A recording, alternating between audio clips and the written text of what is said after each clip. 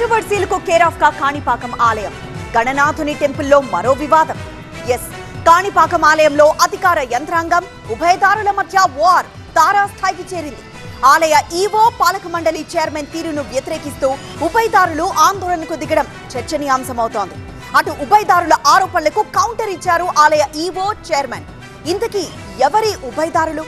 కాణిపాకం ఆలయంలో కొత్త వివాదం ఏంటి?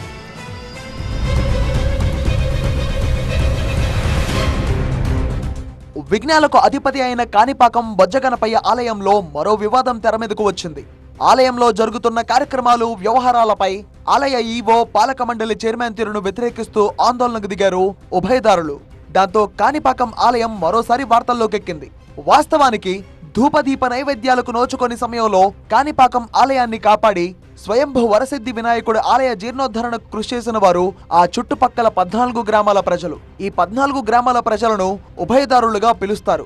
సంతానలేమి సమస్యతో బాధపడుతున్నారా? చింతించకండి. సుమారు 90,000 జంటలకు ఆనందం నింపింది ఓఎస్ఎస్ ఫర్టిలిటీ. ఈ రోజే 7825893600 కి కాల్ చేయండి. సంతానోత్పత్తి చికిత్సపై భారీ డిస్కౌంట్లు పొందండి. గుడ్ న్యూస్ చెప్పండి.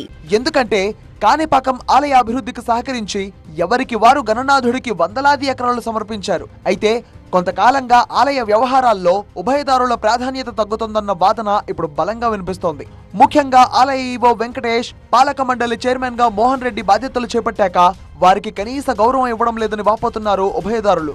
అలాగే కాణిపాకం ఆలయ పాలక మండలి వ్యవహారంతో అనేక వివాదాలు తెరమీదకి రావడం పైన ఉభయదారులు అసహనం వ్యక్తం చేస్తున్నారు. ఆలయ కార్యక్రమాల్లో ప్రాధాన్యత లేకపోవడం, కనీస సమాచారం ఇవ్వకపోవడాన్ని తప్పుపడుతూ ఈవో కార్యాలయం ముందు ఉభయదారులు ఆందోళనకు దిగారు.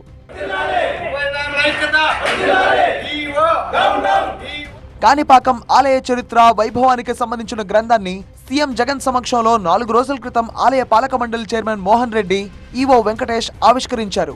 అయితే ఈ కార్యక్రమంలో తమకు ప్రాధాన్యత ఇవ్వలేదంటూ ఈవో చైర్మన్ పై మండిపడ్డారు ఉభయదారులు. కాణిపాకం ఆలయ చరిత్ర, వైభవ గ్రంథంలోనూ ఉభయదారుల ప్రస్తావన లేదని వారు ఆరోపించారు. ఉభయదారుల వ్యవస్థను కనుమరుగు చేయాలనుకుంటున్న ఈవో వెంటనే క్షమాపణ చెప్పాలని ప్రభుత్వం స్పందించి ఈవో ట్రాన్స్ఫర్ కు డిమాండ్ చేశారు. కలిగినటువంటి ఈ దేవాలయంలో ఉభయదారుల వ్యవస్థ అనేది 1000 ఏళ్ల చరిత్ర నుంచి మేము అందరం కూడా ఇక్కడ ఆ వ్యవస్థతోనే మేము ముందుకు పోతున్నాం. మాకున్నటువంటి కొంత అంతో స్థలాలు కూడా మేము ఇచ్చి అభివృద్ధి చేస్తున్నాం. 1000 ఏళ్ల చరిత్ర కలిగినటువంటి గ్రంథాన్ని ఆవిష్కరిస్తున్నాం అంటే అట్లా చేయొద్దండి. మన ముఖ్యమంత్రి చేతుల మీదుగా ఈ గ్రంథాల దీన్ని ఆవిష్కరించేశాను. దీన్ని మేము పూర్తిగా మేము ఉభయదారులు అందరం కలిసి మేము ఖండిస్తున్నాం. దీనికి నైతిక వహించి వెంటనే ఈవో గారిని ఇక్కడ నుంచి బదిలీ చేయాలి. ఆయన వల్లే ఇక్కడ ఉభయదారు వ్యవస్థ పూర్తిగా నాశనం అయిపోయినది. దీనికి బాధ్యత వహించి చైర్మన్ గారు కూడా వెంటనే రాజీనామా చేయాలి.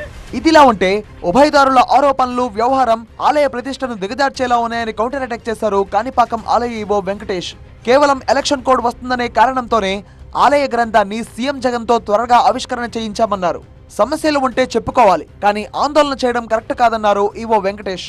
కేవలం ఎలక్షన్ కోడ్ వల్ల తొందరపడి త్వరగా అది ఆవిష్కరించడం జరిగింది తప్ప ఫైనల్గా 3000 కాపీలు వస్తాయి. దాంట్లో ఉభయదారుల గురించి కూడా ప్రస్తావించడం కానీ, వారు అభివృద్ధికి చేసిన కృషిని ప్రశంసించడం కానీ అవన్నీ కూడా బుక్లో వస్తాయి. ఎవరికి చెప్పకుండా ఈ విధంగా కొంతమంది వచ్చి దేవస్థానం దగ్గర వచ్చి ధర్నాలు చేయడము, సిబ్బందిని పనులకు ఆటంకం కలిగించడము ఇది పూర్తిగా ఖండిస్తున్నాము. మొత్తంగా కారణం ఏదైనా కాణిపాకం ఆలయంలో ప్రతిసారి ఏదో వివాదం తెరపైకి వస్తుండడంపై భక్తులు ఆగ్రహం వ్యక్తం చేస్తున్నారు. ఇప్పటికైనా ఉన్నతాధికారులు దృష్టి సారించి వివాదాలకు ఫుల్ స్టాప్ పెట్టాలని కోరుతున్నారు.